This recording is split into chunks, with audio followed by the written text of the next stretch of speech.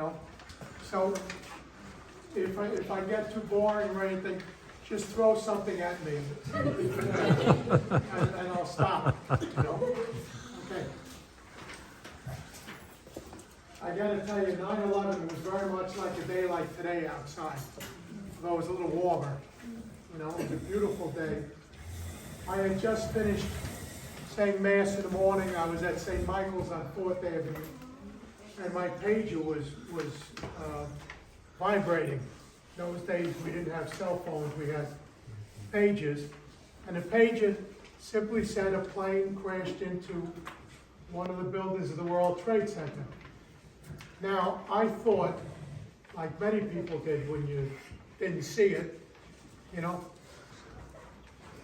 the small planes would take the Hudson route. That's the way they stayed out of the way of the Kennedy and Newark airports, you know. I thought one of the little planes strayed and hit the building. So I went and I turned on the TV and I saw this plane. It was certainly not a little plane, and the fire that was ensuing from it. So I called fire operations and said I was going to respond. And I went. It took a while to get through the tunnels. You know, I'm not going to talk about that because that's I'll talk to the Department of Transportation someday. DOT, Department of Terrorism, I always call it. Anyway, I arrived, and just a little note before, I'm not good at times on that day. You know, I don't know why, I could never remember the time when different things happened. It just happened, you know. So that's the way I speak about it, so. Anyway, when I arrived there, actually the second plane had just hit the other building, the South Tower. And I arrived there. I parked the car as it came out of the Holland Tunnel, and I got the last parking space. It was along there was a divide, you know, between the north and south lanes, and I got that parking space, which is fine. I always want to be as far away from a fire as possible, because then you don't get boxed in by apparatus and everything. Anyway, so I walked down a Trade Center, and oh, what a mess that was. It was quite a fire going on in both buildings. The first person I encountered was this Chief Jerry Barber, who actually would lose his life when I guess it was the first tower came down, you know, the South Tower. And I came up to him, I said, Jerry, how's it going here? And he says, I don't have enough people for this. And he just stood there shaking his head, you know, and I walked further. The command post was in the middle of the block. I don't know if you know, it's the financial center across the road, across West Street from the Trade Center. And the command post was located in front of these two big garage doors. You know, they were places where trucks come in and unload or load up or whatever. One of the chiefs was smart enough to send someone inside and get those doors open. Thank God. Yeah. Okay. So I'm at the command post, and different people were there with me. One of them was Timmy Stackpole. You might have heard his name. Timmy Stackpole was a very, actually, holy man. You know, I knew him from Good Shepherd. He was one of the people on our marriage preparation program, you know, and in-home program, and he was very good with it, especially when he got to spirituality. All the other ones just kept quiet and let him take over, you know. He was also hurt badly at a fire, and he was out for a couple of years, and they finally let him back in, which was a surprise. And he was just promoted to captain, and he was now at the Trade Center, you know. He went across the street, and that's the last I saw him, with 5 other guys, and they went into the south tower to go to work. Okay. While we were standing at the command post, probably one of the hardest things to watch was people started jumping out of the building, you know, from the top. At first, when you're looking at it so far up, we forget how far away this is, you know. It's 115 stories, these two buildings, you know. And we thought it was debris coming off the building. Then you realize, those are people. They're jumping out of the buildings, you know. And I had said to Timmy, actually, before he left, I says, I don't understand why they're jumping. And he says, I can tell you why they're jumping. He says, they have a choice up there. They know they're gonna die. And either die in the fire, or jump out the windows and die clean. He says, having been burned so badly as I had been, he says, I think I might have jumped out the window too, if I had that choice. Okay, so while they were jumping, I gave everyone general absolution. Actually, I did it twice that day, and I did it while the people were jumping. Okay. One of the things I should note, two of the people at the command post were the two highest ranking people in the fire department. We had Bill Feehan was the first deputy commissioner, and Peter Gansey was the chief of department. I've seen... Anthony's calling. He's made his presence known. It's Anthony. That was a phone. Anyway, I was looking at Pete Gansey for a minute. Pete Gansey, whenever he was at a fire, he had two faces he would have. He'd either have a face of a look that would say, he's looking at the fire saying, I got you, you know? Or if he got there and everything was kind of under control, he'd start to laugh and make jokes. This is the first time I ever saw him standing there, and he had a real look of fear. I never saw that look on him before, the fear that he had. You know, he knew this was not good.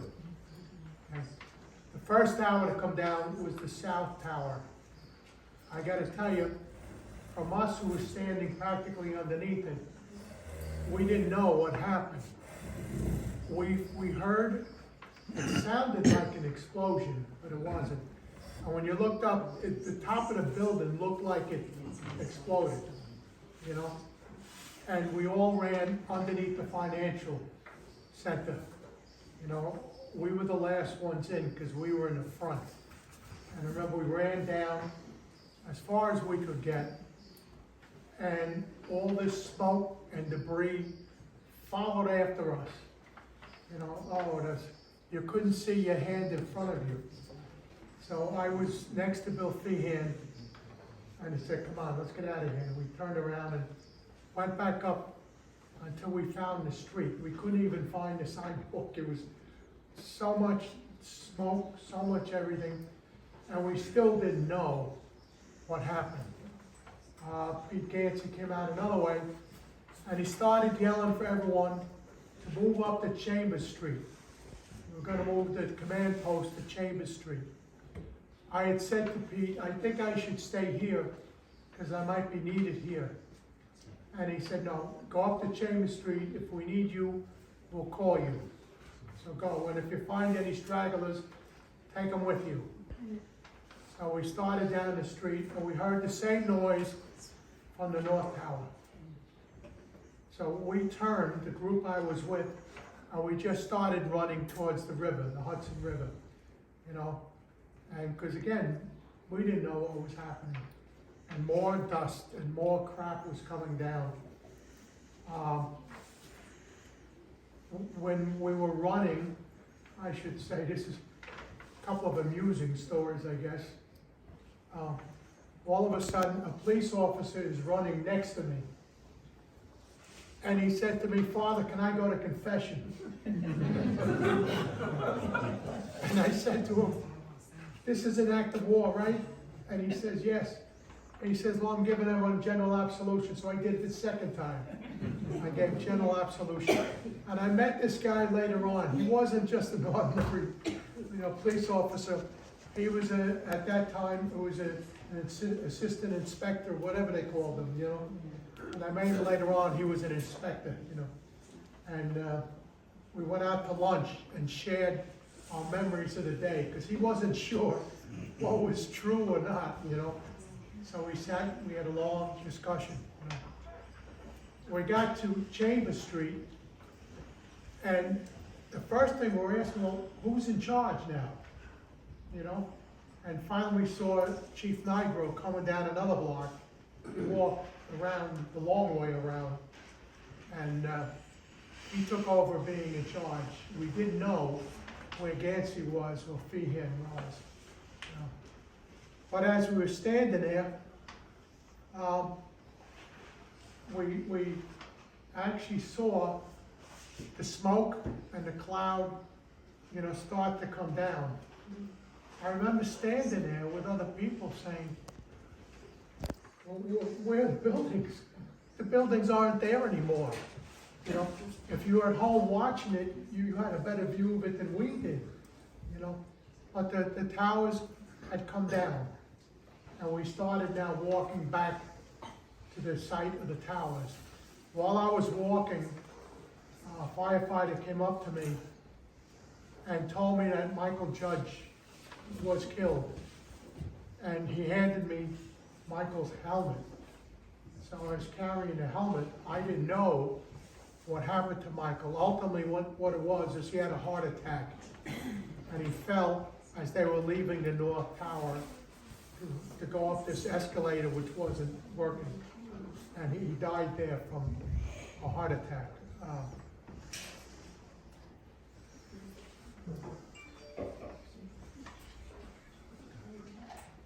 I then found a member of the UFOA, Uniform Officers Association, because their headquarters was a few blocks away from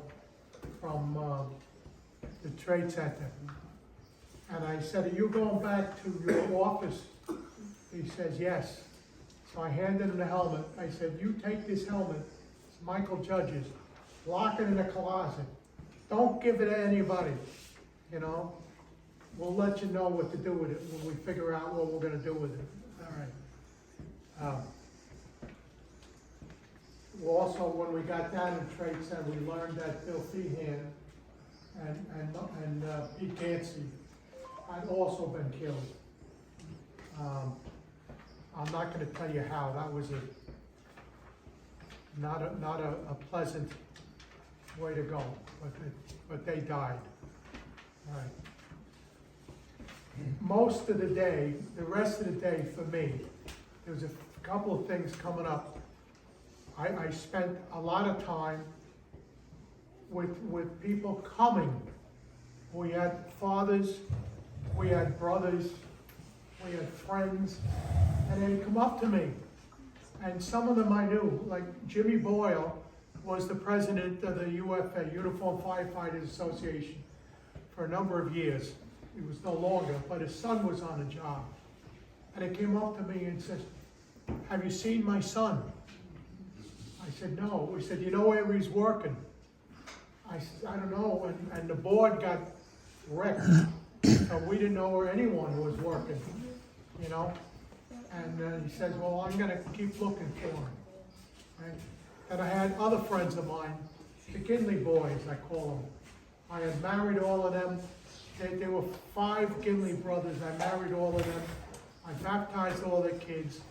4 of them became firefighters. The father retired. And they came.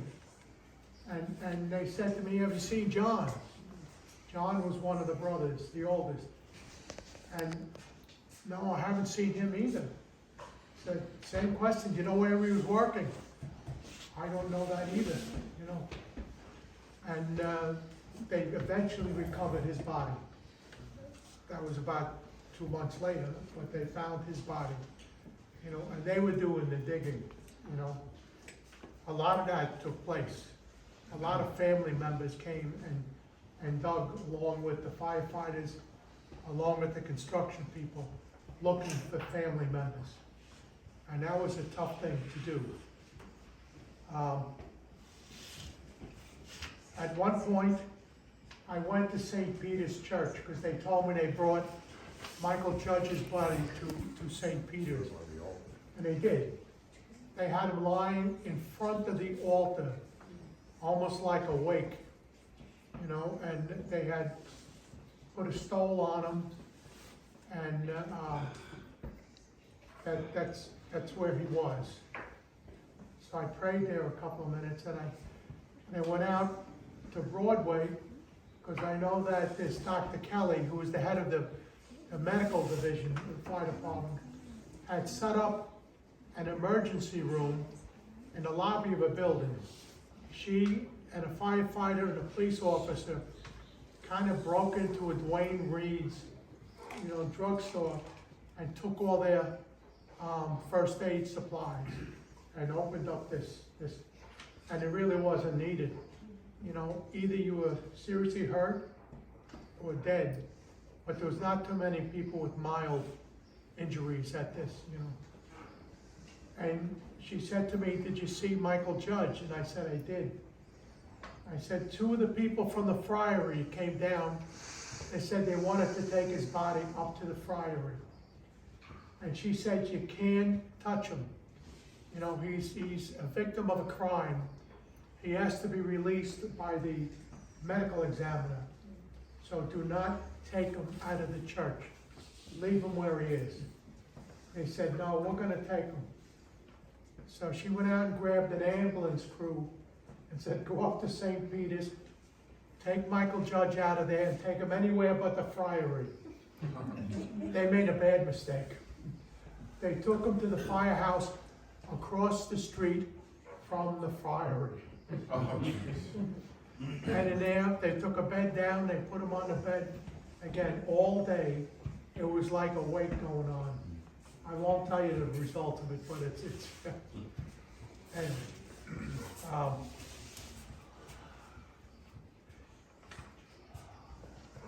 a little later, I ran into the fire commissioner and Mayor Giuliani, and they said to me, "We want you to go in the ambulance that has Bill Feehan and Pete Gansey to go to the medical examiner's office and make sure that they're treated properly." So they went in there, we went in the ambulance, myself and Henry McDonald, and they were lying on either side. You could tell who was who. They were all wrapped up. Bill Feehan was lying with his feet straight up, and everything, the wrap was nicely put on. Pete Gansey, the blanket they wrapped him in was really a mess, and he was facing down, and he was a mess, you know. But I got in there. At this point, we were in the collapse zone for Building 6. Building 6 was where the command post was for the city. You know, they built this place. They had these tanks of diesel fuel in the basement. Why it was burning like crazy. There was a whole room of ammunition stored, and that building finally came down, and we were in the collapse zone. And this EMT was sitting on the step, looking at this whole thing. And I'm looking at him, and I yelled at him. I wasn't too nice. I gotta tell you, I think he probably still remembers this, you know. I yelled at him. I said, "Get in here and close that effing door." I said, "What?" He said, "Get in here, close that door." And he closed the door, and he says, "What are you getting so excited about?" He says, "Obviously you weren't present for the first 2 collapses. You see that cloud following us? That could come in this ambulance and kill us. I have no desire to smell that crap again. So let's get out of here." I started banging on the bulkhead and to the driver and said, "Go, just go, go, go." And we took off. The city was like a ghost town. We're driving through the city, there was nobody on the streets, unless you were an emergency vehicle, you weren't on the street. There was no people walking on the street or on the sidewalk. They were all gone. Nobody was visible anywhere. When we got to the medical examiner's office, which if you don't know is right next to NYU Medical Center, NYU Langone, okay? And it was surrounded by police cars. Why? I don't know, but it was surrounded by police cars, and they let us through. We backed up into the bay there, and now we were taking out the bodies and putting them on, you know, those aluminum, you know, gurneys. With that, the medical examiner came out. They started yelling at us, "Who are these people? What is this?" And we say the two firefighters from the trade center. And he said, "We're not ready for them yet. They have to go to I forget, there was a center where they evaluated or whatever, you know. And we don't have that set up yet. So they have to go to a refrigerated truck." So Henry McDonald went up to this guy and says, "You don't understand. These are the two most respected members of this department." It was the first deputy commissioner and the chief of department. He says, "If the men here, you're treating them this way, they're gonna come down here and take this building apart, brick by brick, and you won't be able to stop them." And he said, "You're serious about this, huh?" He says, "Yes, we are." He says, "All right, I'll take them in and we'll take care of them as soon as we can." Then he stops us, says, "Wait a minute. There's no toe tags. There's no paperwork. There is nothing." And I said, "Oh, okay." So we said, "Write their names on the sheets that we had on the tables. And get someone down here with all their information as soon as possible." I gotta tell you, they were released that night to the funeral directors. So that was good. When we got back to the trade center, I ended up on the wrong side, and I had to walk all the way around. Did a lot of walking that day too, okay? And there we discovered that the command post had been moved. They moved it up to the third floor of the financial center. So I went up to the command post. It was sitting there. This was also the floor that was the, what do you call it, for the company that worked in this building. It was where they ate, the dining rooms, you know. And everything was still on the table from breakfast, because obviously they all left everything and while they were sitting in this room next to them, and you could oversee the whole trade center. And I said to them, "Why did you move up here?" And he pointed to a phone. It's the only phone working in the entire area. For some reason, it's working. So we moved the command post up here, so we had a phone. I stayed there for a while, and then I grabbed a couple of firefighters, said, "Come with me." And we went into the kitchen of this huge dining room. And we opened up all the refrigerators. And we found all these trays of sandwiches that were all made and ready, you know, for lunch. And they were not gonna get eaten, and refrigerators weren't working because there was no electricity. So I said to them, "Grab as many trays of these as you can, and then we'll go down and pass them out to the firefighters or anyone working. Come back and get the rest of them. If they want someone to pay for these, I'll pay for them. But they're not gonna even notice they're gone, you know." So we took care of that. I did a lot more walking, went back to the command center, and I kind of took a nap. At about 3 o'clock in the morning, finally, I said to the chief who was in charge now, I said, "Listen, I'm going home. I gotta take a shower. I gotta get some sleep, you know, and I'll see you in the morning. So I went down and said, and all the cars along that median, you know, where I had parked, were all wrecked. All of them, except mine. Mine was not wrecked, but it looked like it went through a snowstorm. I had to clean off all the dust from the trade center that was on there. I got home and nobody was up. There was a lot of people in that wreck. Nobody was waiting for me. I says, oh, that's nice. I went into my room. I called my sister to let her know that I was okay. I called a couple of friends. I poured myself a drink. I sat down and I started to cry. It was the first time I cried that day, you know, with so much that was happening. I just amazed. I started to cry, and I remember they used to talk to us on retreats about the loneliness of celibacy. And this was the first time I really ever felt it, the loneliness of celibacy. And the other firefighters going home, they're gonna have their wives to greet them, hopefully, you know, and maybe their children to greet them whenever. But I had no one. I had no one. So I went to bed, got up early the next morning, and went back to the trade center.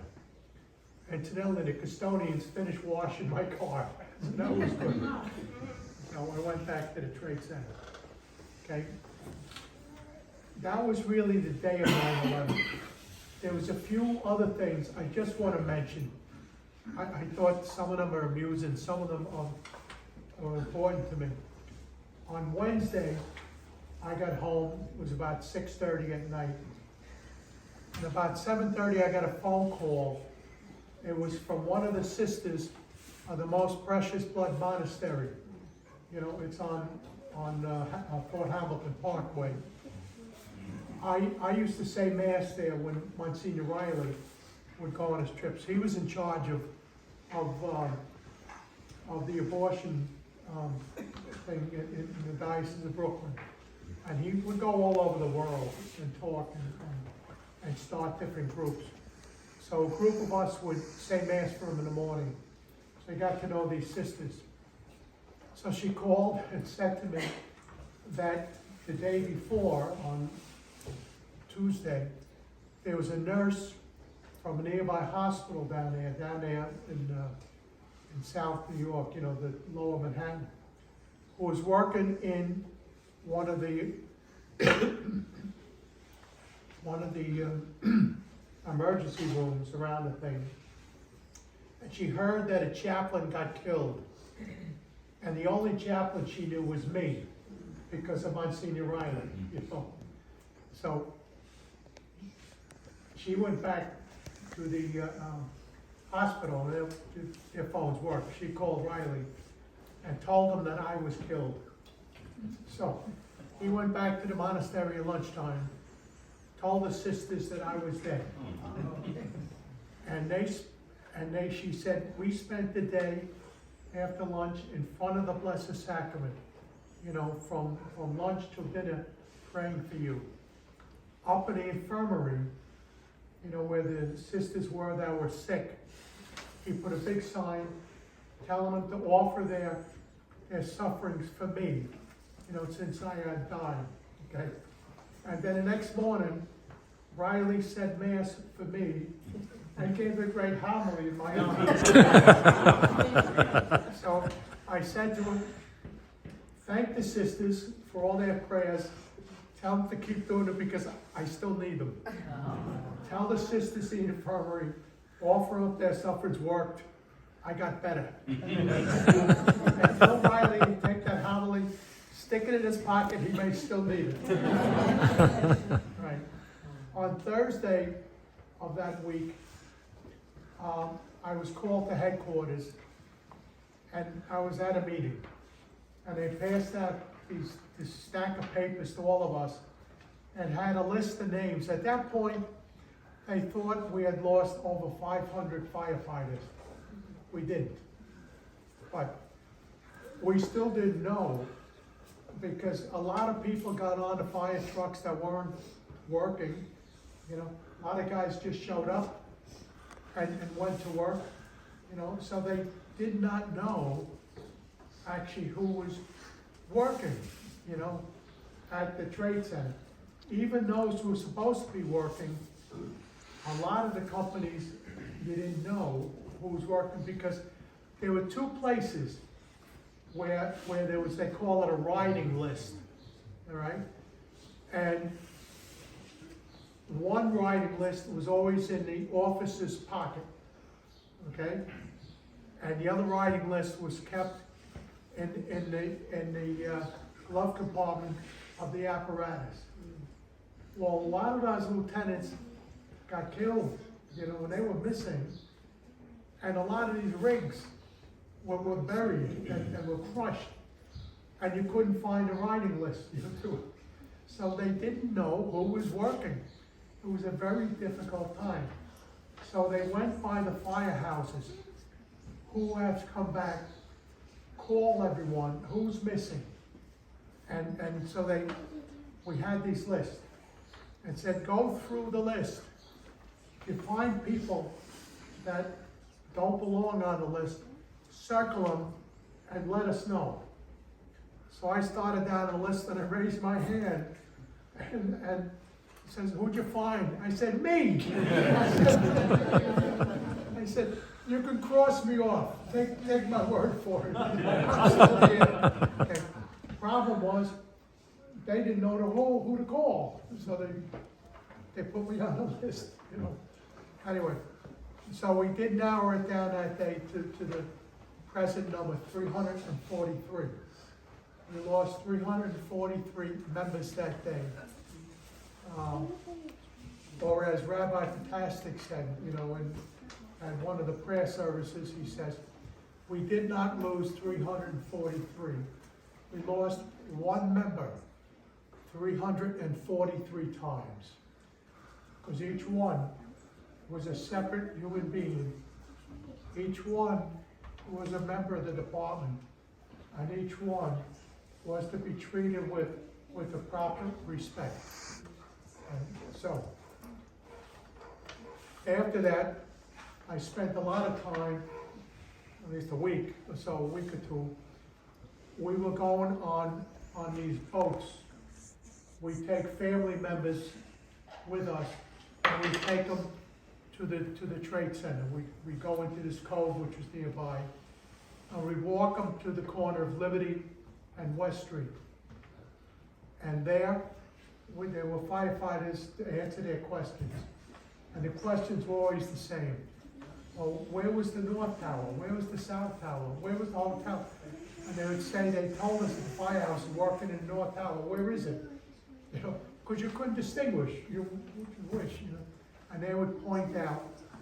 And then when their questions were answered, I would always stop everyone and say, now listen, here's what I want you to do. I want you to be quiet. I want you to pray to your loved one, your husband, or your father, or your brother, or whoever it was, you know, that's missing. Pray to them, because they're here. They'll hear you. And then when you finish, stop and listen, because they'll pray back. They're going to tell you they're okay. They're going to tell you they're with God. They're going to tell you they are now safe. And we do that. And then we go to, it was a makeshift monument for those who died in the police department, Port Authority, and with the fire department. And we had a small prayer service we did there. And that's where everyone left their prayer cards and everything, you know. We take the boat back. There was a big difference between going and going back home.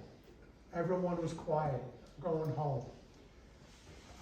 Coming, they were all, my husband was resourceful. He's all right. He carried tools in his pocket. He'll get out. And then when they saw it, they realized there was no way that anyone else was coming out alive from there. I spent the rest of, I don't know how many months, going to funerals and memorial masses, you know. I went to at least 2 a day, sometimes 3, depending if they were close enough, you know, and after a while, it was just, got too much. Every now and then, I had a driver those days. In the mornings, he'd pick me up, and I would say, listen, let's go dig at the pile or something. I'm sick of funerals, I'm sick of memorials. Let's go do something else. We'll go and help them dig.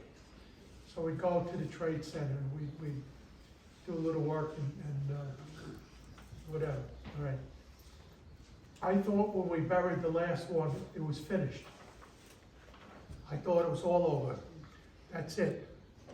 And it wasn't so. Because we had so many guys now who had contracted different cancers and different diseases. And now, instead of burying those who died exactly at the trade center, we were burying those who were involved in the recovery and rescue process.